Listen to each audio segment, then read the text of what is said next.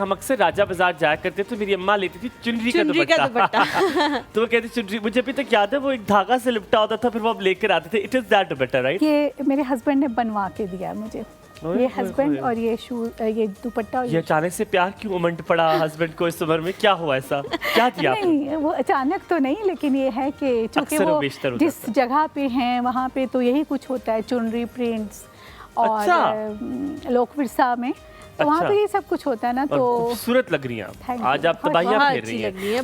नायला जी, बेटियों के बारे में बात कर रहे थे हम कि बेटियों की अहमियत, बेटियों का घर में होना, रौनक का बायस होना। आप यकीन माने मेरी इतनी बुरी आदत होगी और मैं उसको तब्दील करना चाहता हूँ। मैं किसी से पूछता हूँ आपके कितने बच्चे हैं, तो कहते 3 बेटे 2 बेटे।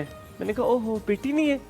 मैं यकीन माने जिस तरह, हालांकि ये भी गलत बात है, आपको इस तरह नहीं करना, पर मैं कहता हूँ ओहो, मैंने कहा घर में तो रौनक ही नहीं है, बिकॉज मेरे लिए बेटियों से घर में रौनक है। आप बताइए क्या कहेंगी? मेरी तो बेटियां ही हैं और जो बेटियों का फ्लेवर है वो तो उसकी तो क्या ही कहने।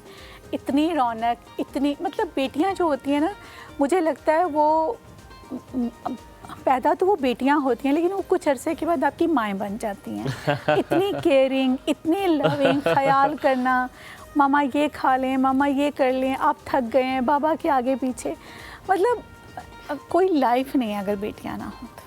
अच्छा, जब आपकी पहली बेटी आपने उठाई, मैं वो एक्सपीरियंस पूछना चाहूँगा। सबसे पहली बेटी आपने हाथ में उठाई, कैसा तजुर्बा था वो? अक्सर हम जिस इलाके से ताल्लुक़ रखते हैं तब भी और अब भी ये होता है कि बेटा हो जाता तो कफालत कर लेता, ये अक्सर अभी नहीं। और जब भी लोग ये दुआ मतलब आपसे मिलते हैं, कहते हैं अब देखना अगली दफा बेटा होगा। इसी चक्कर में आके ना फिर हमारे घरों में 6-6 8-8 बेटियां हो जाती हैं और बेटे के इंतजार में रहते हैं।